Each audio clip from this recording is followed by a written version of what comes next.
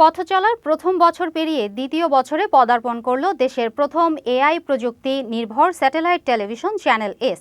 সব কথা সবার কথা এই স্লোগানে ঠিক এক বছর আগে স্বপ্নের যে যাত্রা শুরু হয়েছিল তা ডানা মেলেছে একটু একটু করে। প্রতিষ্ঠাবার্ষিকী উপলক্ষে দিনব্যাপী বর্ণাঢ্য আয়োজন চলছে রাজধানীর সেগুনবাগিচায় চ্যানেল এস প্রাঙ্গণে। সোমবার সকালে জাতীয় পতাকা উত্তোলন ও জাতীয় সঙ্গীতের মধ্য দিয়ে প্রতিষ্ঠাবার্ষিকীর শুভ উদ্বোধন করেন চ্যানেল এস এর ভারপ্রাপ্ত চেয়ারম্যান লেফটেন্যান্ট জেনারেল অবসরপ্রাপ্ত আবুল হোসেন।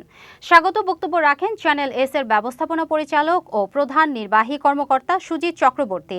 বক্তব্য রাখেন চ্যানেল এস এর senior vice chairman Jamal Hossain Panna, vice chairman Munawar Hossain Mainul, পরিচালক engineer Abu Al Siraji, news incharge Joynul Abedin, chief marketing officer Turjo Rezaul কথাসহ অনেকেই।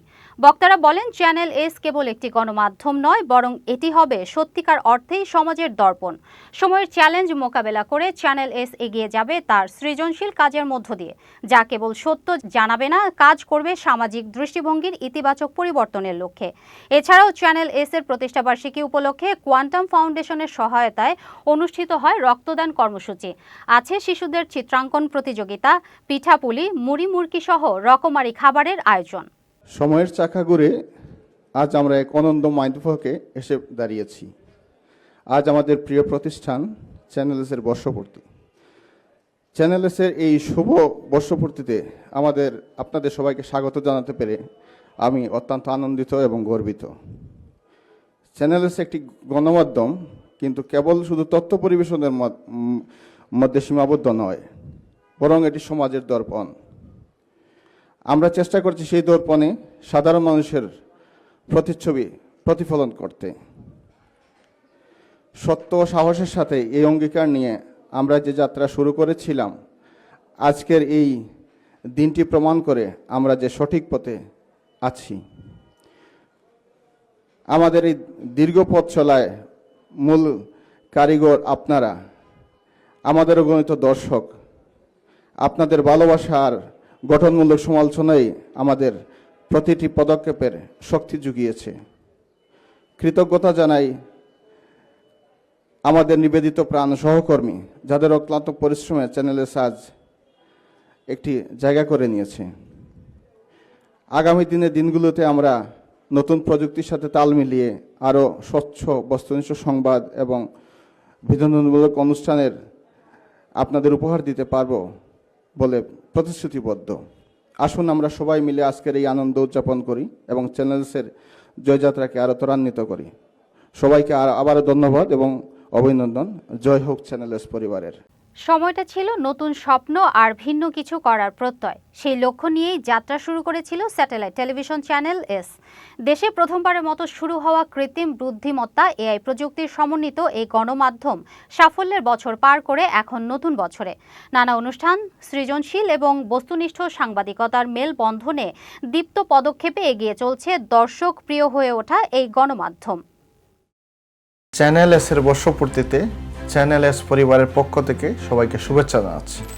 মাত্র এক বছর আগেও যা ছিল একটি স্বপ্ন, তা আজ পরিণত হয়েছে দর্শকের আস্থার ঠিকানায়। কৃত্রিম বুদ্ধিমত্তা এআই সমন্বিত প্রযুক্তির মাধ্যমে নানা অনুষ্ঠান, সৃজনশীল ও বস্তুনিষ্ঠ সাংবাদিকতার মেলবন্ধনের ধ্রুব অঙ্গীকার নিয়ে এগিয়ে চলেছে চ্যানেল এস।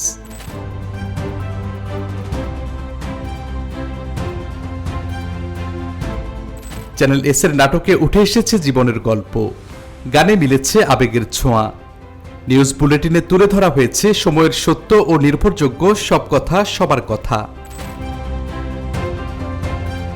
জনসচেতনতামূলক অনুষ্ঠান কে শোনে কার কথার মাধ্যমে সাধারণ মানুষের কণ্ঠ পৌঁছে দেওয়া হয়েছে নীতি নির্ধারকদের দরজায়। আর অনুসন্ধানী অনুষ্ঠান সাদা কালো অন্ধকারের আড়ালে লুকিয়ে থাকা সত্যকে তুলে এনেছে আলোয়। তাই এই অল্প সময়ে ব্যাপক দর্শকপ্রিয়তার শীর্ষে উঠে আসতে সক্ষম হয়েছে চ্যানেল এস। সমসাময়িক রাজনীতি, তথ্য সমৃদ্ধ ও বুদ্ধিবৃত্তিক আলোচনা আর সমৃদ্ধ বাংলাদেশ করতে রাজনীতিবিদ, বিশ্লেষক ও সুশীল সমাজের ভাবনা দেশের মানুষের কাছে তুলে ধরেছে চ্যানেল এস সংলাপ। শুধু দর্শক, আসসালামু আলাইকুম, আমন্ত্রণ জানাচ্ছি চ্যানেল এস সংলাপ অনুষ্ঠানে। চ্যানেল এস কেবল বিনোদন দেয়নি, দর্শককে ভাবতে শিখিয়েছে, প্রশ্ন তুলতে শিখিয়েছে, সততা, সাহস আর দায়িত্ববোধকে ধারণ করে শত প্রতিবন্ধকতা মারিয়ে এগিয়ে যাবে এই স্যাটেলাইট টেলিভিশন। প্রথম বছর পেরিয়ে দ্বিতীয় বছরে পদার্পণ করল চ্যানেল এস। দর্শকের ভালোবাসা আর বিশ্বাসকে পাথেয় করে আরো বড় পরিসরে আরো সাহসী কণ্ঠস্বর নিয়ে সব কথা সবার কথা তুলে ধরতে চায় এই গণমাধ্যম। Saifur Rahman Rubel, channel S, Dhaka.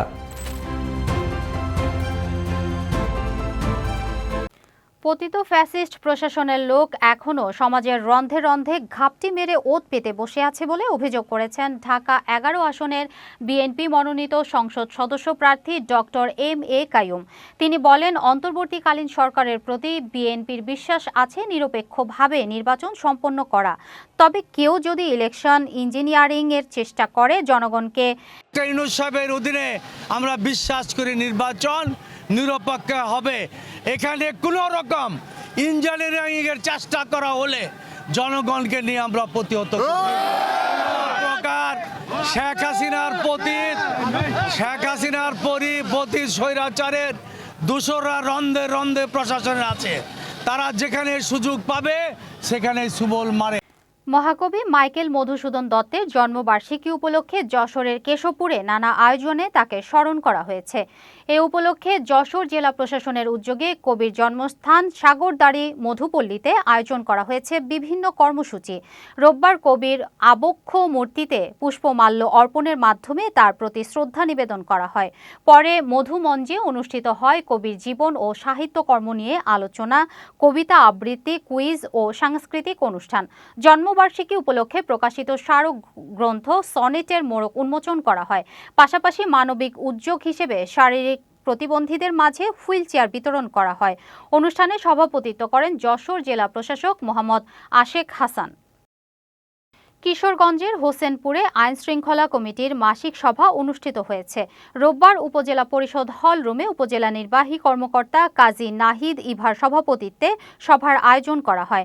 এ সময় উপস্থিত ছিলেন উপজেলা সহকারী কমিশনার ভূমি মহসী মাসনাদ, হোসেনপুর উপজেলা সেনাবাহিনীর ক্যাম্প কমান্ডার আবির আহমেদ, হোসেনপুর থানা অফিসার ইনচার্জ রাশেদুল ইসলাম।